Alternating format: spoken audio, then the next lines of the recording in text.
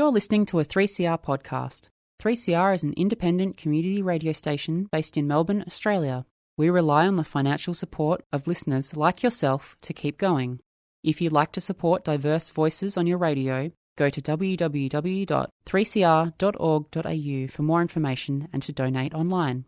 Stay tuned to hear the rest of your 3CR podcast. Evil minds that plot destruction, sorcerer of death's construction, in the fields of bodies burning, as the war machine keeps turning, death and hatred to mankind, poisoning their brainwashed mind. Welcome to the Anarchist World This Week, broadcast across Australia on the National Community Radio Satellite. Listen to the Anarchist World This Week, Australia's sacred cow slaughterhouse. Listen to analysis of local, national, international events. Listen to analysis you'll never hear anywhere else.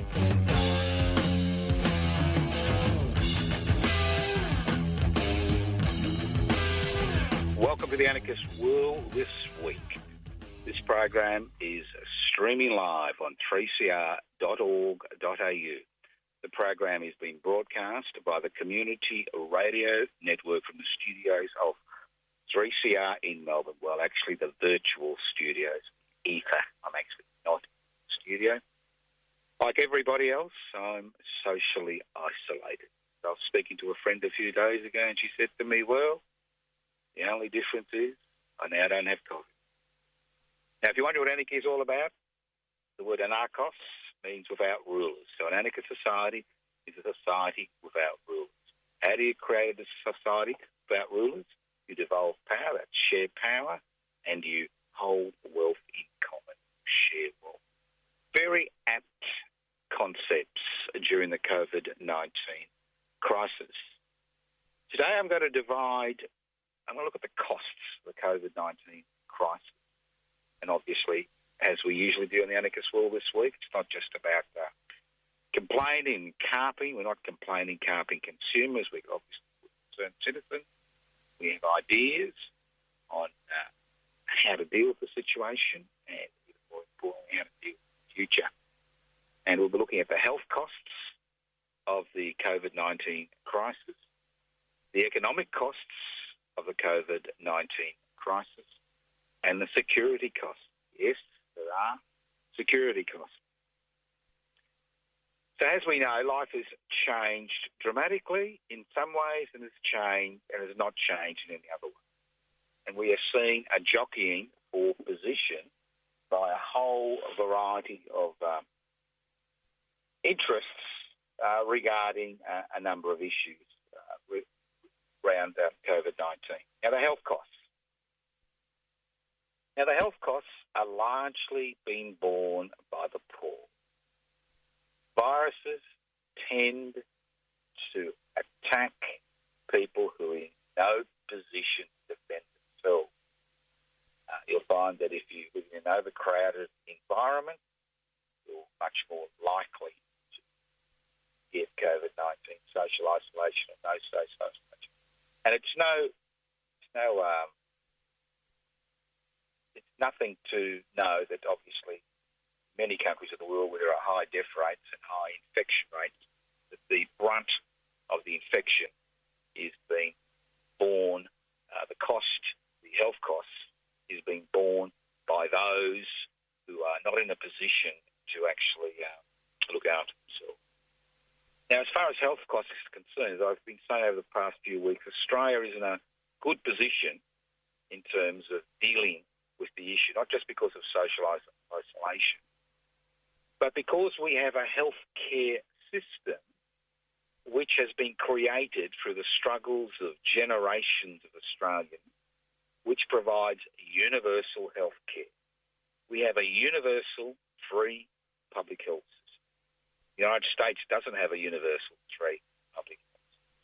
And many other countries in the world that are suffering don't have a universal, free health system. If they do, it's been destroyed through the through neoliberalism, globalisation, privatisation, corporatisation, deregulation. And it's all very well for Mr Boris Johnson to come out of the NHS system and say they saved my life.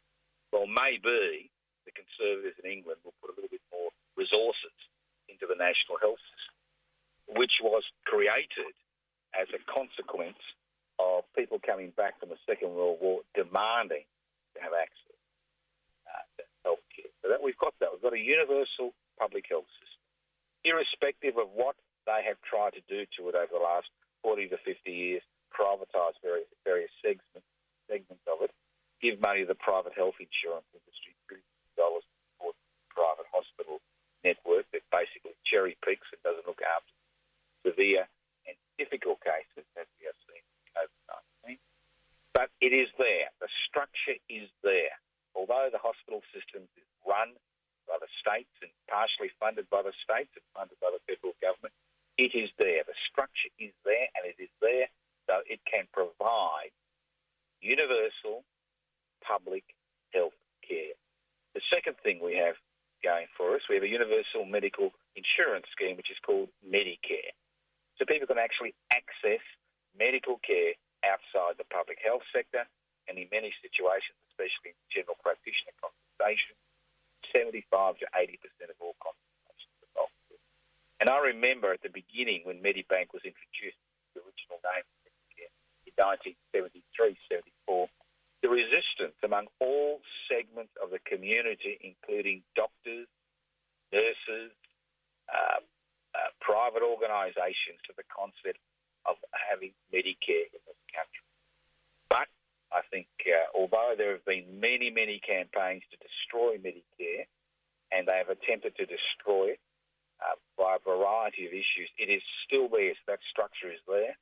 The third structure is a pharmaceutical benefit scheme, which means that many medications, which are quite expensive, are subsidised, not just for people on social security benefits, but subsidised by the rest of the community. So we have the basis of a cooperative universal healthcare system which can deal with the COVID-19 crisis. Although fortunately the death rate here, because distancing, social isolation, is about less than 1%. While in some places it's up to 7-10% of everybody captured COVID-19.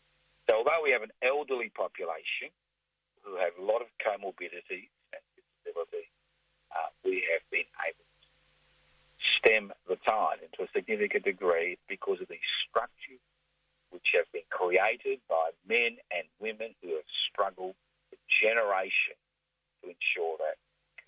Now let's look at the economic costs, because these are the big costs, economic costs.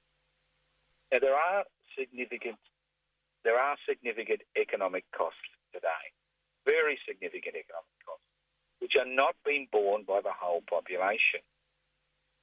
They are being borne mainly by people who are involved in service industry, things like restaurants, cafes, gymnasium, yoga studios, the list goes on and on. Any industry where there is face-to-face interaction. Although currently we're on stage 3 restrictions around the country, the construction continues to grind on. So what have been the big sticking points as far as the economic cost has been the concept of rent, whether it's a commercial rent or whether it's a private rent. When you lose your income stream with 24 hours notice, there are major issues. And the major issues have been contained to some degree by the increase in the job seeker allowance, which will increase on the 27th of April, and by the introduction of a job keeper allowance, which will not be in place at least the end of March. Now, both systems are quite complex. It is very difficult to access. There aren't enough public servants to deal with the situation. Dealing with Centrelink for job seekers has become a nightmare. And I assume we will have significant issues as far as far as other issues. But what is interesting is there has been no real solution to the idea of commercial rents. What small businesses are concerned about that have been forced to close down through a government edict, what they are concerned about is rent. They're concerned about leases. The legislation which has been put into place does not allow a tenant to break a lease. So those leases which are in place will continue. There is no mechanism by which a tenant who knows they're going to lose their business and will not reopen can break that lease. Secondly, although you may go into negotiation with the owners of that particular building, there is no legal reason, imperative, that they will reduce the rent. Although they can't evict you for 6 months, they do know that they have legal remedies that they can actually pursue you for rent that is not paid. So if you're a small business, you find yourself in a catch-22 situation. Even if your the landowners and the owners of the buildings allow you to defer your rent or decrease your rent, you have to make it up in the next 2 years. So we have legislation in place which basically is going to force tens of thousands, if not hundreds of thousands of small businesses to go bankrupt in order to not have to meet their financial commitments. Because if they own any property, they own a home, I can assure you that the landowners will use those legal remedies in order to get their pound of flesh. Now, as far as private rental is concerned, again, various state governments have made various noises. But again, it's the same issue.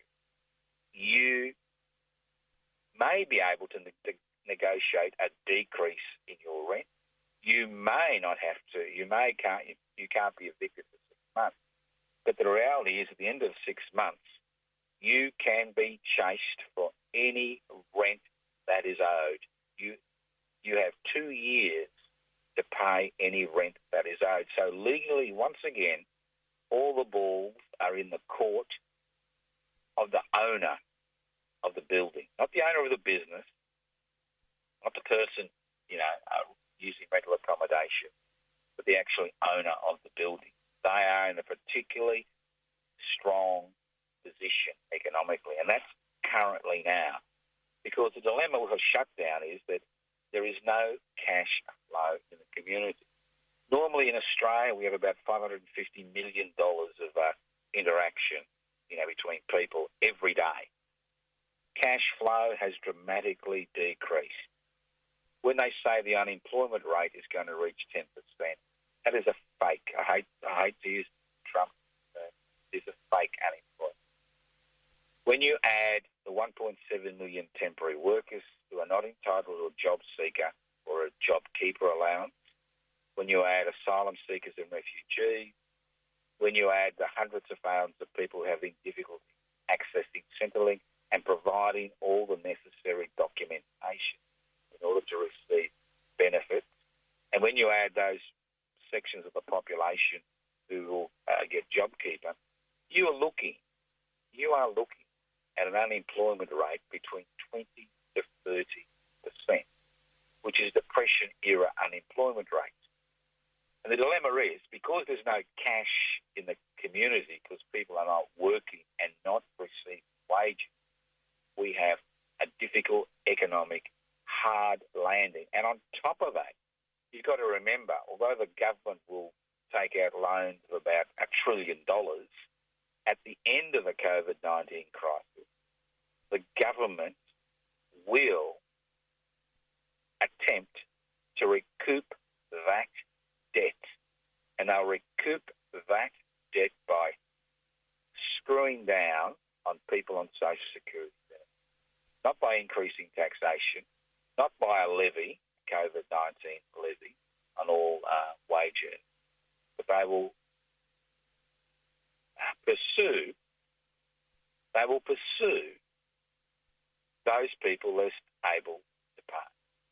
And we've seen that because the government continues to hold on to the concept of the robo-debt. Although robo-debt has been shown to be a fiction, a total fiction, what we are seeing is the government still holding on to the idea that they can actually use mechanisms like that to get people to cough up money. But the dilemma is not that. The dilemma is currently we will see many, many, many small businesses go to the wall, irrespective of the JobKeeper allowance. They may continue to function with a JobKeeper allowance, and many of their part-time workers will not be entitled to a JobKeeper allowance. They will, but when push comes to shove, if you're faced with this continuing debt, which is being imposed by the government by closing down your business, then you're expected to make up the shortfall in the next few years, well then you've got a double load on your back, and it doesn't take much to break the camel's back. Long term, the economic costs are huge. It can take years to overcome this particular pandemic. And as I've said previously, and it's quite interesting to see that a few people are beginning to take up the idea, pandemics will occur. It's not a 100-year event with an increasing population growth, especially high-density living, and encroachment on animal habitat. It's not unusual to have viruses cross over. I mean, COVID-19 has got is a problem, but there are viruses which are much worse than COVID-19, as we've seen. So, we also face the problem of the climate emergency. Let's not forget that although carbon emissions will be reduced this year because of the COVID-19 crisis, because fuel consumption has decreased by 50% in the private sector and 70% in the aircraft world, there will be a 2 billion drop in carbon, 2 billion tonne drop in carbon emissions, which will give us a little bit of a temporary relief. But the climate emergency is still there. And with increasing population growth, limited resources or scarce resources, corporate capitalism dominates the economic system. We do have issues. So what we need in a so-called modern capitalist society or a postmodern capitalist society or a corporate capitalist society where you've got private corporations investing privately for private gain, what we need is a mechanism by which to protect the population. That's right. Protect you and me, your children, your grandchildren, your great-grandchildren, your brothers and uncles from disasters. Because there is always disaster in our world. Pandemics, wars, just goes on and on. Natural disasters, climate emergencies, don't go away.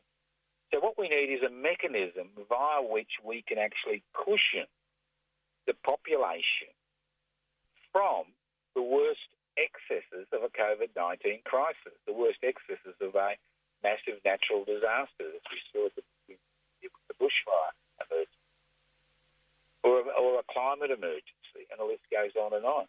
Because in a capitalist society,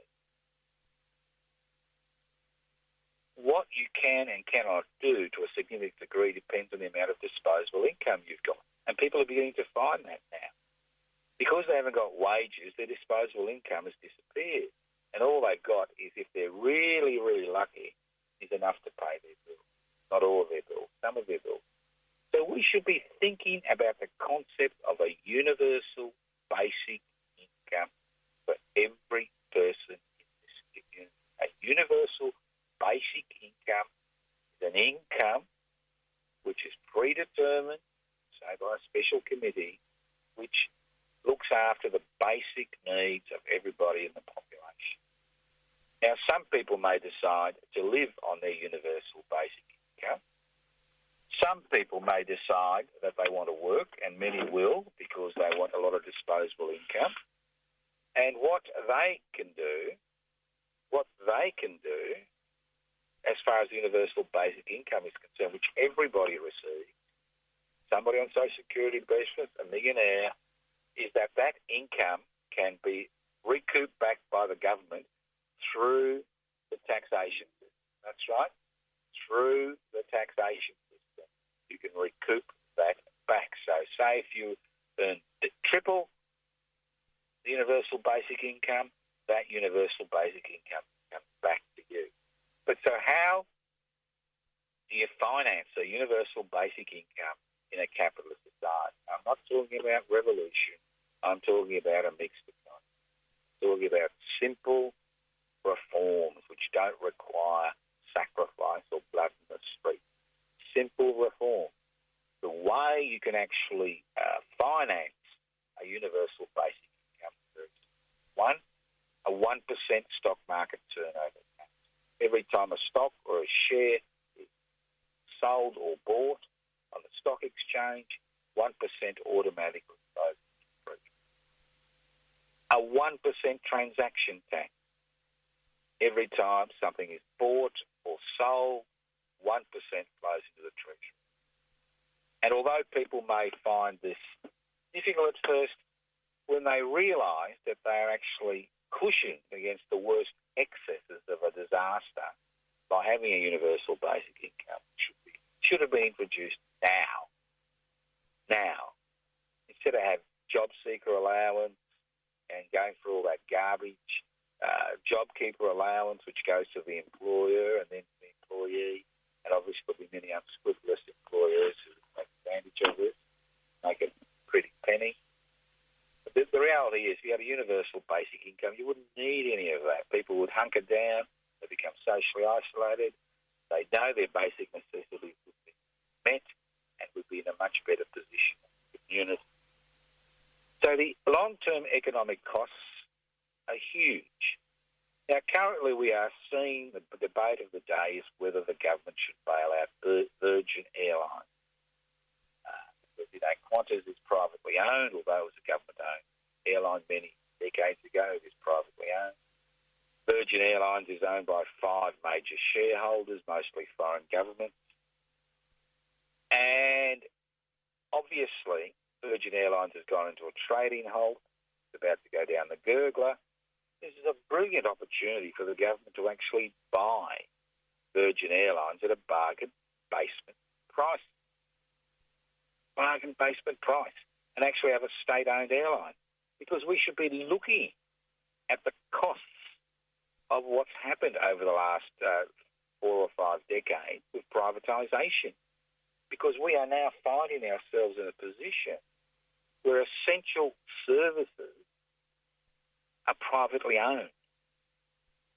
And these privately owned essential services need a cash flow in order to survive. And they cannot survive long term if the COVID-19 crisis stretches into 5, 6, 9, 12 months. They'll find it exceptionally difficult to survive. So we should be looking at reversing what's happened in this country over the last 4 decades. One, we should be looking at manufacturing, which people are just looking at manufacturing. Localism, local manufacturing. Because think of the carbon footprint when we import paper clips. That's right. Import tins of tomatoes as if we can't make tins of tomatoes. Although I had an interesting experience yesterday, which I'd like to share with you. Bit off track, but it's interesting. I bought some pre-packaged, tomato soup. You get 4 sachets. And when I got home, I had the soup. It tasted terrible, but that doesn't matter. But I looked at the package, right? And it said it was made in Australia. And I thought, oh, that's good. And then I looked at it and it said with 21% Australian ingredients. Obviously what's happened is powder's made somewhere else. It's imported into Australia, put it in the packet, and it's 21% Australian ingredients. So why should we be making the climate emergency worse and increasing CO2 emissions, especially in Australia, where we don't need to be a food importer, why should we actually allow the marketplace, which is basically a fancy name for private investors making private profits, to dominate us as a community? We should be in a position where we can actually produce these goods. And I'm not talking about more private companies. I'm talking about the creation of a third tier to the Australian economy, and that's the creation of cooperatives and collectives. Now, people in cooperatives and collectives do not get rich, but they do make goods, they do provide services, and they do get a reasonable return for the labour they put into their work. But unfortunately in this country, most cooperatives and collectives disappear. It is impossible to get any finance for a cooperative and collective. Why shouldn't, as we've said over and over again, 1% of superannuation funds be put into a special fund, quarantined these days, quarantined into a special fund to provide seeding funding for cooperatives and collectives? Some will fail, many will succeed, and they'll be able to pay back that investment, 1%. I'm not talking about huge difference, but a miserable 1%. 1%. Not difficult at all. 1%. So we should be looking at how to change the economy. Now, if you want real competition, and my apologies to Mr. Sims, the current chair of the Australian Competition and Consumer Commission, who thinks somehow that after this, that all the corporations are going to compete again. It's a lot of garbage. Really extraordinary that we need an organisation, a government-appointed organisation, to ensure the corporate sector competes. So it's quite extraordinary when you think about it, because we don't need a corporate sector. We do not need a corporate sector. We can make changes. We don't need to have cheap holidays.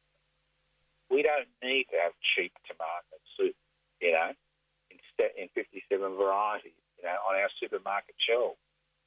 What we need is a sustainable community. And as I keep saying, we are at a battlefront. And the battle isn't against COVID-19 virus.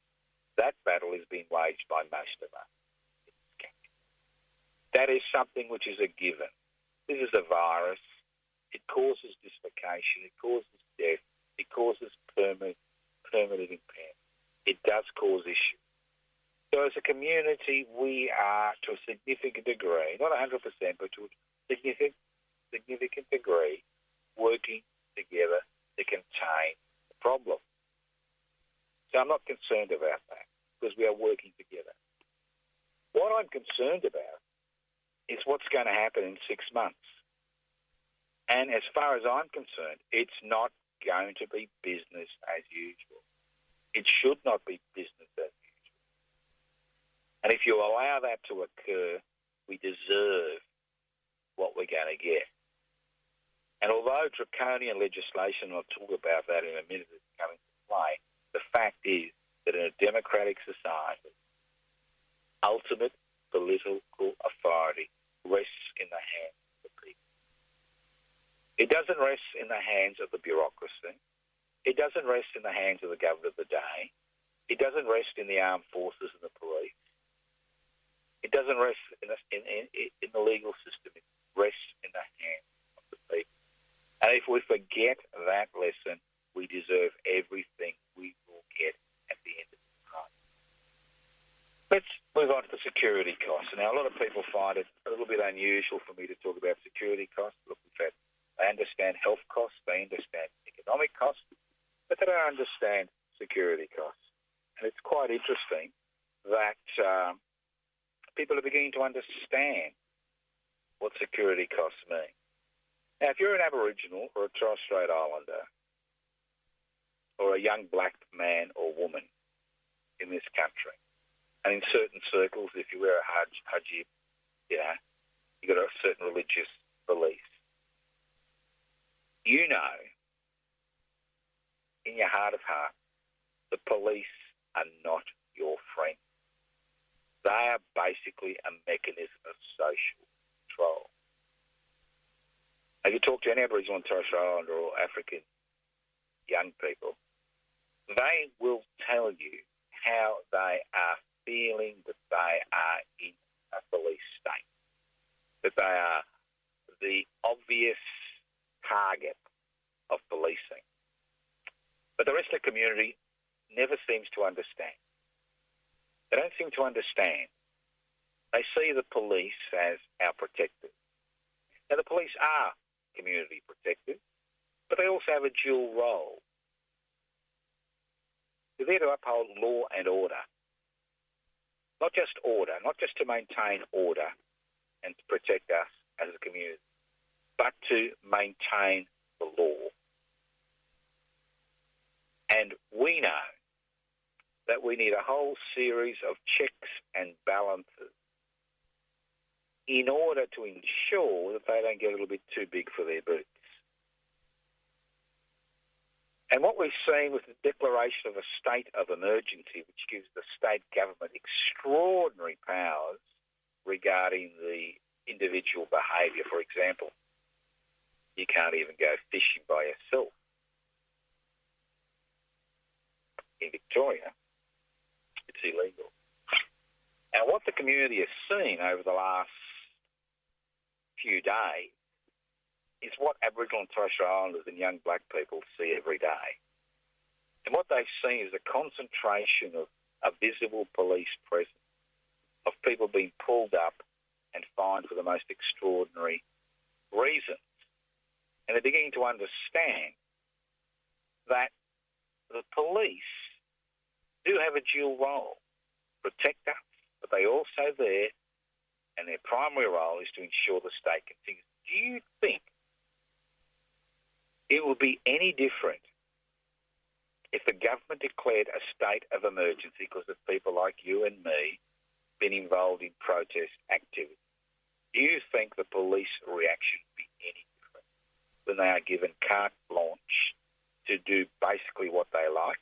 Instead of counselling people, instead of saying to people, look, this is not good, we'd like you to desist this behaviour and go into social isolation. If you don't, we'll fine you. People are being fined for the most ridiculous reasons. Huge fine, over $1,650 in Victoria. So what we are seeing is a lack of confidence in Victoria Police and police around this country in various communities.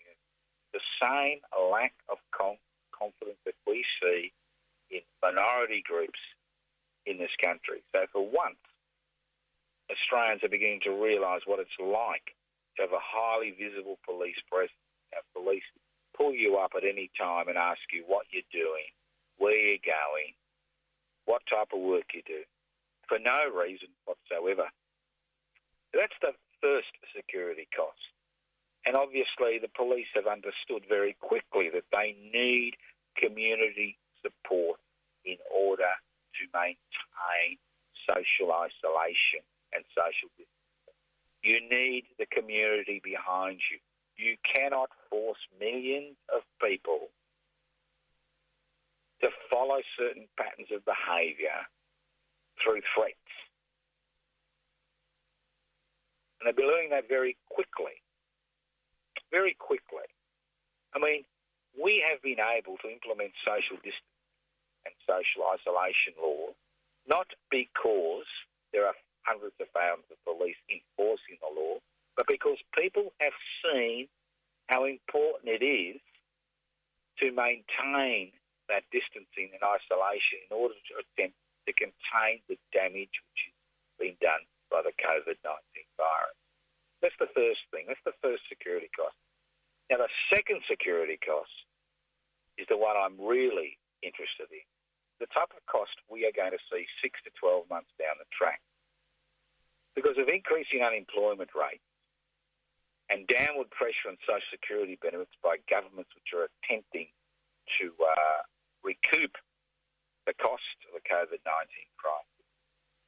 With landlords and landladies across the country, both in the commercial and private sector, pursuing people for rents they can never pay, for banks who've deferred mortgage payments in certain situations, they continue to charge interest on them, dealing with a drop in the property market, which is some people say will be about 30%, so that many people will have negative equity, which is a fancy word for saying they own more on their house than their house is worth. And when they go bankrupt, they are still pursued in this country by the banks for the rest of their money until they go bankrupt. There is going to be social tension in this country. And that's why I say now is a period of great opportunity. It's a period of great opportunity in terms of put forward new ideas, cooperatives, collectives, universal basic income, nationalised basic services, say like mining, and the list goes on and on. It's a period for political, social activity. And as political activity increases, we can see governments attempting to use the same regulations which they have now used and have to maintain law and order and to maintain the status quo. And we can actually see that. So there are huge security concerns on the horizon. And people are thinking about how to maintain those in authority. And don't be surprised if the state of emergency goes on much longer. You think it should. And don't be surprised if the armed forces and police around the country become the battering ram which the state uses to try to contain that revolt, that desire for people to live a new, secure life based on security as far as essential services is concerned, security as far as the universal basic income is concerned, security as far as the ability to walk away from debt because you have been denied the ability to actually earn your living by the government. Very good reasons, but you still have been denied that ability. So there are security concerns. There are current security concerns which different police forces are dealing with in different ways. There are long-term security concerns, and it's highly likely that we will see the state of emergency continue in one form or another, especially as far as political activity is concerned, especially as far as activity outside the parliamentary sphere is concerned for some time to come. Because the government knows at the state level and the federal level and the corporate sector knows it is not going to be business as usual after COVID-19. They want the economy to rise phoenix-like at the end of the crisis. This economy will not rise phoenix-like at the end of the crisis. It'll be rise in fits and starts. People demanding different ways of approaching these issues. Because one thing COVID-19 has done, it has actually highlighted how friable, how delicate, how the inability of corporate capitalism to deal with a crisis situation. Even in the corporate world today, Mr. Sims, the head of the Australian Competition Consumer Commission, has given them the green light to cooperate and not compete. Because during any type of crisis, cooperation is the key. The key to social isolation and social distancing is cooperation. The key to people staying home is not draconian laws in state of emergency, but us acting as one community and cooperating for our own benefit. The key to a stable, strong future is, again, cooperation, not competition. So it would be a pity for us to waste what I think is a once-in-a-lifetime opportunity. Irrespective of what I've done over the last 50 years, what's happened in the last 3 to 4 weeks has highlighted to people, hundreds of thousands, not millions of people in this country and around the world, of the inadequacies of a system based on private investment for private profit to provide the basic necessities that are required for life in this world today.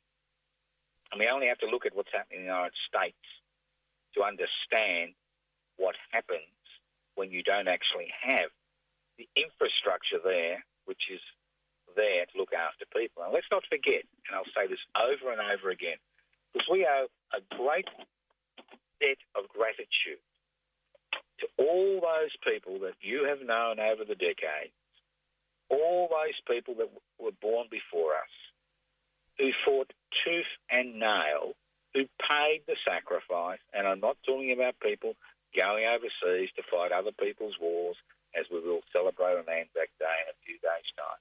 But I'm talking about all those working people, all those unemployed people, all those people who struggled for a just society, for a public health system, for Medicare, for a pharmaceutical health system, for a social security net, not a welfare net, but a social security net. Social security, as I keep saying on this program, is a two-way exercise. You provide the basic necessities to people who cannot achieve that situation in life for peace and quiet. It's very simple. And that's what the government needs to understand. Now, I don't want to continue about the COVID-19 crisis, but I am encouraging you. I'm encouraging you to join public interest. I am encouraging you to do that. You're involved in extra parliamentary activity. We'd also like to be involved in parliamentary activity. Title says that public interest before corporate interest. Now, I've had a number of increased inquiries over the last few days, which is heartening. But the thing is, if you want change, it needs to be organised. Not just on the streets, but in terms of giving those in Parliament, those established political parties, a bit of a run for their money. And public interest before corporate interest are the people we've been waiting. We are the people we've been waiting. Nobody else is going to take up these issues long. Once the COVID crisis, 19 crisis is over, it's all going to be about business as usual. It's going to be about deregulation, privatisation, globalisation, corporatisation. People forget very quickly, especially those in authority. It's going to be about state of emergency. It's going to be about trying to stamp out extra parliamentary political activity. So it's up to us to become a political force, and I encourage you to join public interest. Now, you can try before you buy. No, we're not going to throw in any stake knives. All you've got to do is go to the website pipsi.net. Pipsi, P-I-B-C-I.net. Pipsi, P-I-B-C-I.net.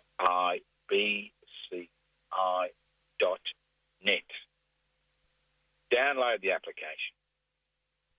Now, I know there are many listeners who are not on the net or don't have any printers and can't download.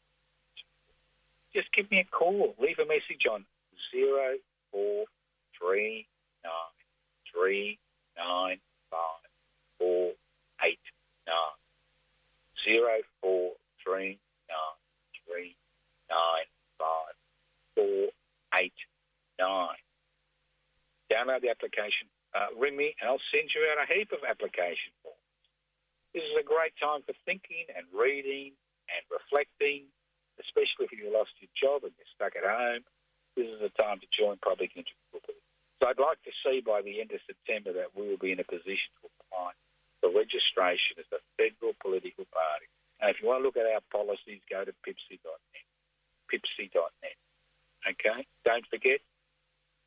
Look, you can be a carping, cringing, complaining consumer for the rest of your life. It'll all be ruined. It'll never change. It's somebody else's fault. You know, if only God intervened. She hasn't yet. But the dilemma is that ultimately every forward step the human race has taken has been started by an individual or a small group, and that individual or small group has been able to convince other people and create a political brush fire and change policy. That's what public interest before corporate is about. Although we formed in 2015, we still haven't got 550 members on the federal electoral roll because people just didn't see. And I think this crisis will highlight to people the need to create a society where the interests of the many, which is the public, is also always put for the interest of the few, which is large corporations, major responsibility, major shareholders. Now, I'm almost crying crocodile tears these days. I think about all these small investors who are hurting. Well, small investors don't matter. They don't care about small. What they care about is basically the corporates. And if you want to get involved in that fight, if you want to create a mixed economy, you want a universal basic income, you want a strong public health sector, you want a society based with a strong cooperative and collective element in the economic pact, I encourage you to join public. Let's move on. Now, the West Papuan situation has not changed. It's actually become more complex with the introduction of COVID-19. As you know, regular listeners to the program, 2014, I've been the convener of the West Papuan Independence Rent Collective, which is a group of people like you and me, you know, just ordinary people like you and me, or extraordinary people like who fork up the rent, you know, to pay for the rent on the West Papuan office, which they have at document 838. Now, currently the West Papuan office is in virtual shutdown, which means they are working virtually to promote the cause of West Papuan independence. And normally at this time of the year, we would have had a meeting, public meeting regarding the rent collective members, encourage new members to join the rent collective. Now, just in case you're wondering what's happening with our current building owner, well, we are in negotiations with West Papuan Rent Collective, not the West Papuan Rent Collective, but the West Papuan people are in negotiation regarding a drop in rent over the next month because they can hardly use those offices. So this Sunday on the 19th of April, that's right, this Sunday on the 19th of April, the West Papuan office in Melbourne is going to have a West Papua Open Day webinar seminar. You like that? A webinar seminar. And if you want to be part of it, you've got to register. And you go, and the web page to register at is DFAIT.federalrepublicofwestpapua.org. So it's DFAIT.federalrepublicofwestpapua.org. And it will go on from 2 o'clock to 3:30 p.m. this Sunday, the 19th of April. I'll be participating as the convener of the West Papuan Rent Collective. I think it's very important that during this difficult time that we continue to support the West Papuan office. It is the only office in the world which is run, 100% run by the West Papuan Independent Office. There are some solidarity offices around the world, but they are solidarity offices. The Rent Collective only provides the rent for the office. We do not interfere in any way in the running of the office. The West Papuan activists who are involved in that independence struggle make the decisions regarding what they do, how they conduct their campaign. So we would like to continue this. This is our sixth year. The West Papuan Rent Collective has been supporting the West Papuan independence struggle in this country. This is our sixth year that we've been supporting that struggle. So if you are internet savvy, I encourage you to go to DFAIT.federalrepublicofwestpapua.org, have a look at the links and register to be part of the West Papua Open Day webinar on Sunday the 19th of April from 2 p.m. to 3:30 p.m. That's 2 p.m. to 3:30 p.m. Now, they've got quite an interesting lineup of guest speakers, and the theme is Dag Hammarskjöld, West Papua in the United Nations. For those of you who don't remember Dag Hammarskjöld, you're a bit too young. He was the United Nations Secretary General who had great plans for the independence of West Papua, but died mysteriously in a plane accident. Jacob Rumbiak will be doing welcoming us. Clovis Mwamba, he'll be talking about the ill-fated voyage of Dag Hammarskjöld to the Congo. And Dr. Roger Keller will be looking at Dag as a poet and photographer. So I'll make a few comments regarding the West Papua Rent Collective, but I think the important thing is that we need to support this independence. It is one of the last colonial possessions on the planet Earth.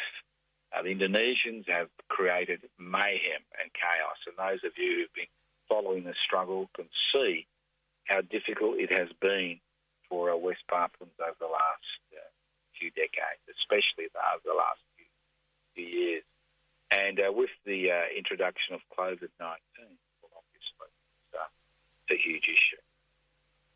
Now, I'd like to thank everybody for listening to the Anarchist World this week, courtesy of the Community Radio Network. This program has been streaming from the studios of the 3CR in Melbourne,